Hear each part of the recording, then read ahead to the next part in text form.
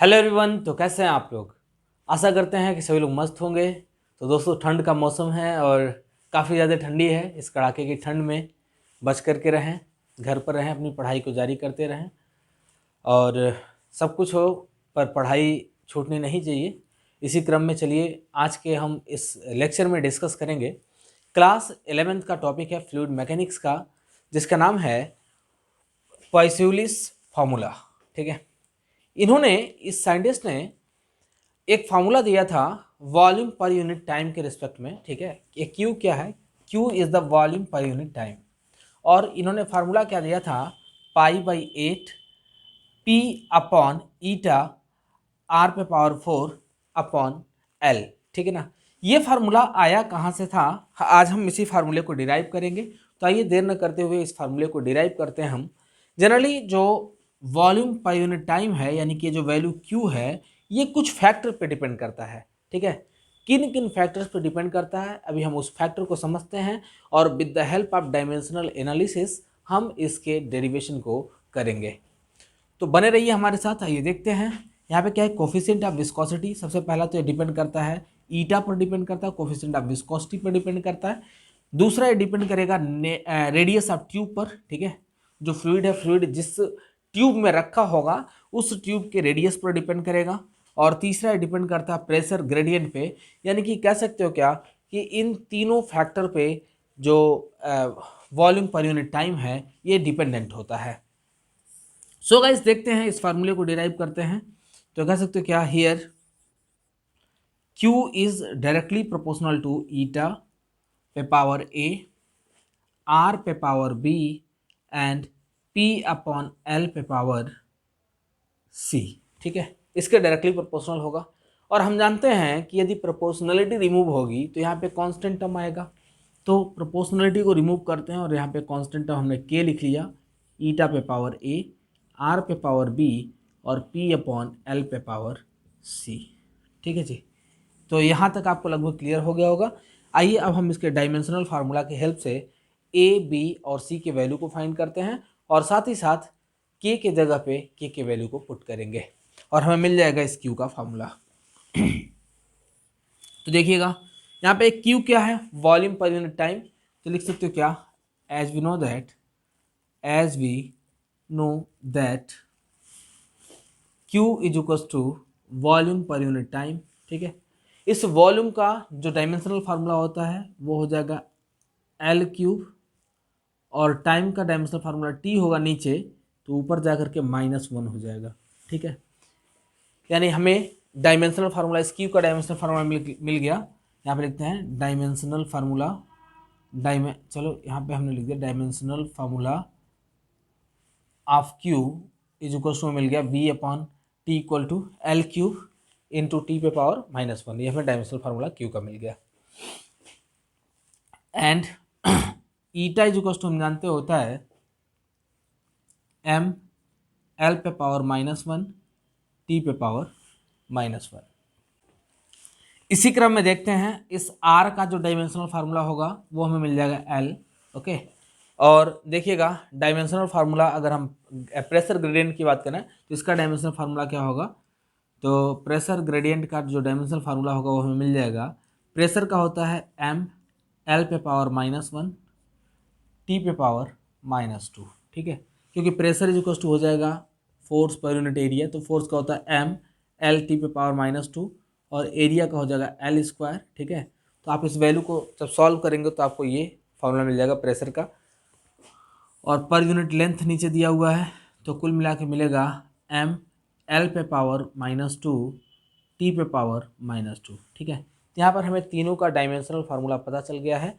एक चीज़ और हम ध्यान देते हैं कि इसका पावर कितना है? A। देखो ईटा पे हमने पावर लिखा है A, R पे हमने पावर लिखा है B और P अपॉन L पे पावर हमने लिखा हुआ है C। नाउ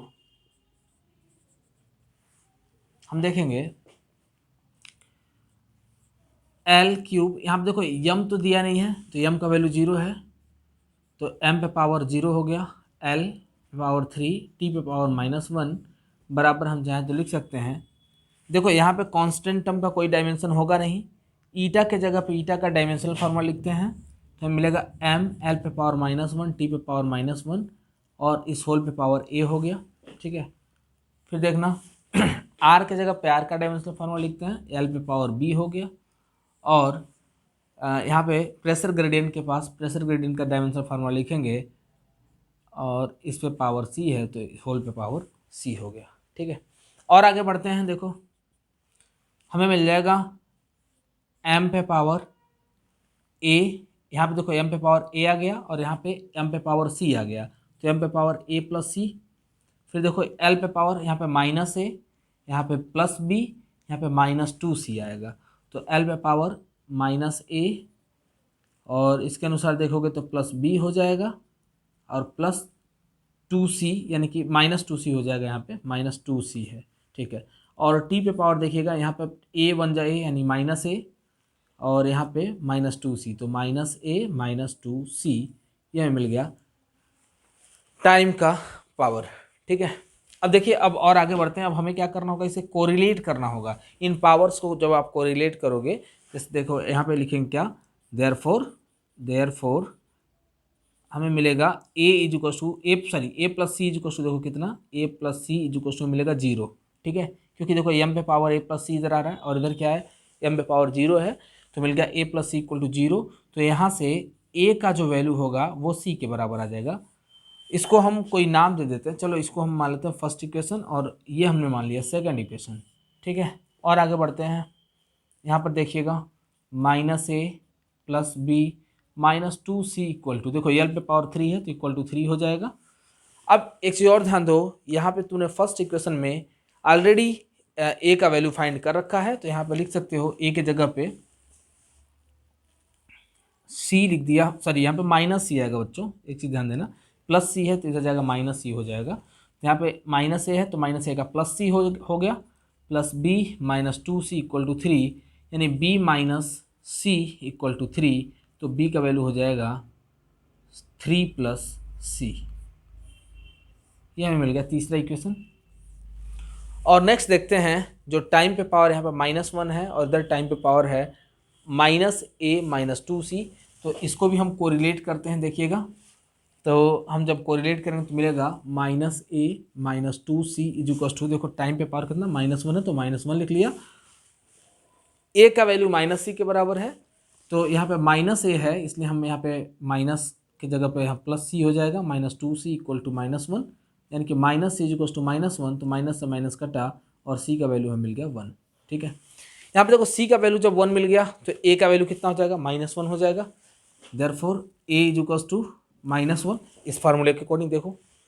और अगर हम b का वैल्यू पूछें आपसे तो b का वैल्यू देखिए क्या मिल जाएगा, b इज टू हमें मिल जाएगा 3 + 1 यानी कि 4 मिल गया। ठीक है, तो हमें देखो यहाँ पे a का भी पावर वैल्यू पता चल गया, b का वैल्यू पता चल गया और c का भी वैल्यू पता चल गया। अब हम क्या करेंगे, इन सारे इक्वेशंस को या कह सकते सारे वैल्यूज़ को इस इक्वेशन में हम पुट करेंगे। ठीक है, और हमें मिल जाएगा इसका फार्मूला। तो आइए देखते हैं, इसको पुट करने के लिए थोड़ा हमें इधर के टर्म को इरेज करना पड़ेगा, तो आप वीडियो को पॉज करके इसे नोट कर लें। ठीक है, फिर मैं इसे इरेज करता हूँ और आगे बढ़ते हैं, इसके आगे के डेरिवेशन को हम सॉल्व करते हैं।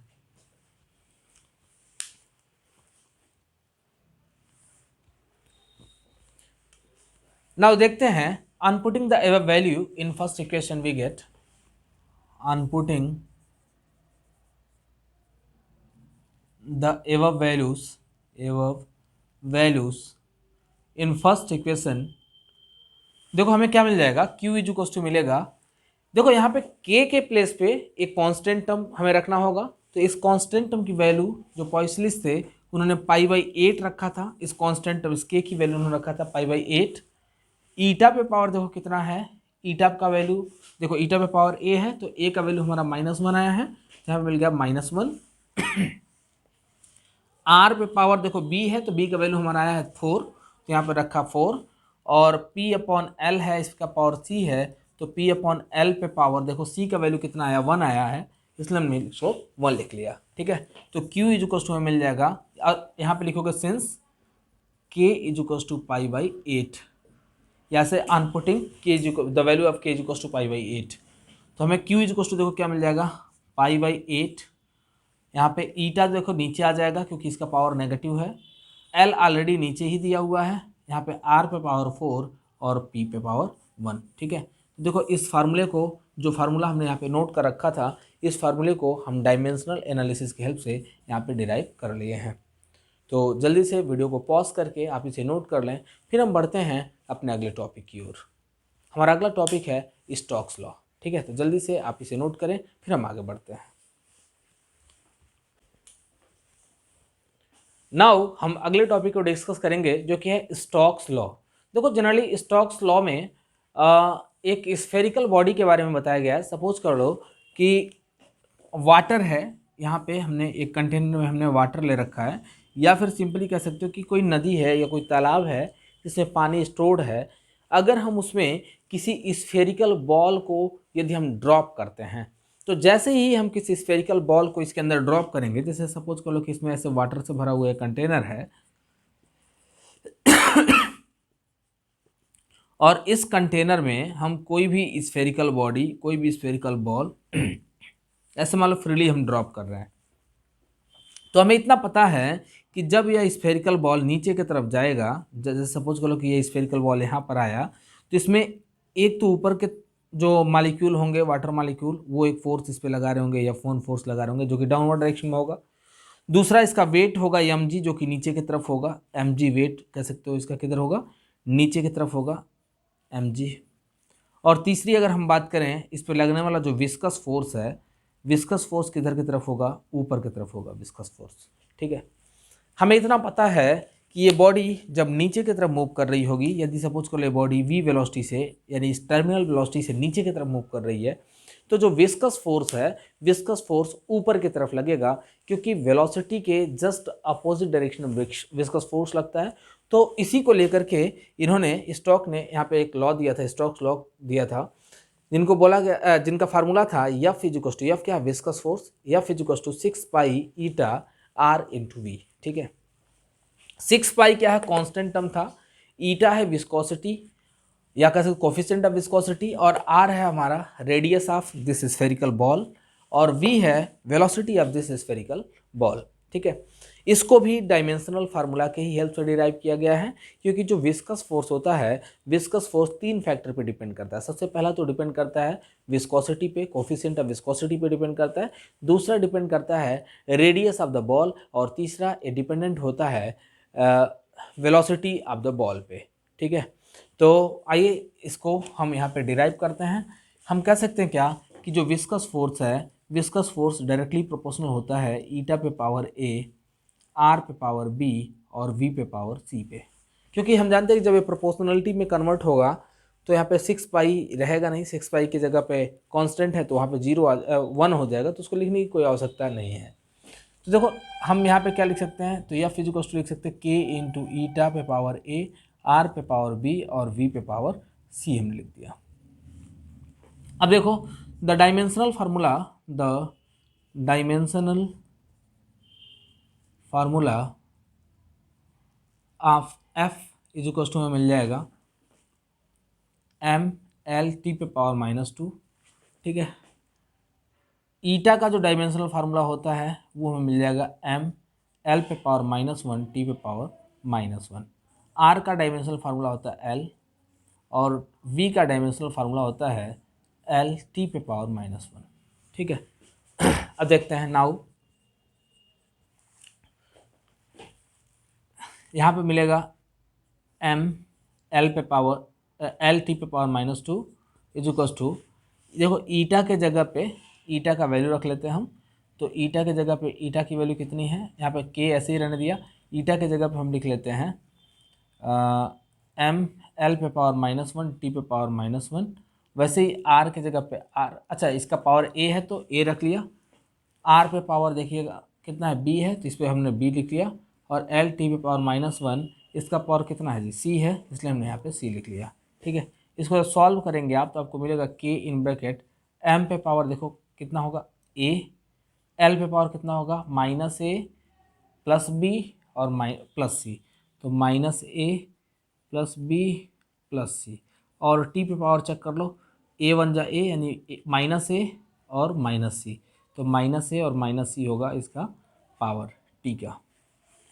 नाउ हम क्या करेंगे, कोरिलेट कर देंगे। तो m पे पावर देखो कितना है, यहाँ पे m पे पावर 1 है और इधर m पे पावर a, तो यहाँ पे लिखेंगे क्या, therefore a is equal to 1।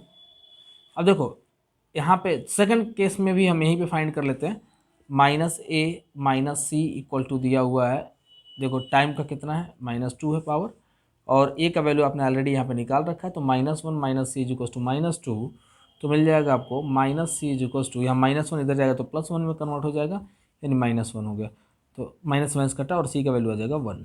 ठीक है, तो यहाँ पे a का वैल्यू 1, c का वैल्यू 1।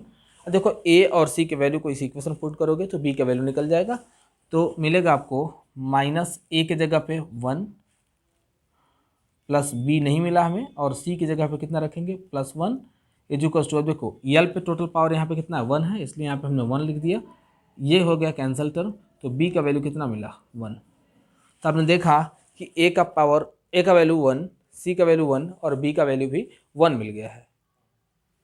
तो यहाँ पे हमें जानते हैं मिल जाएगा f is equal to k eta पे पावर 1, r पे पावर 1 और b पे पावर 1, और इस k की वैल्यू होती है 6 पाई, इसलिए लिखा 6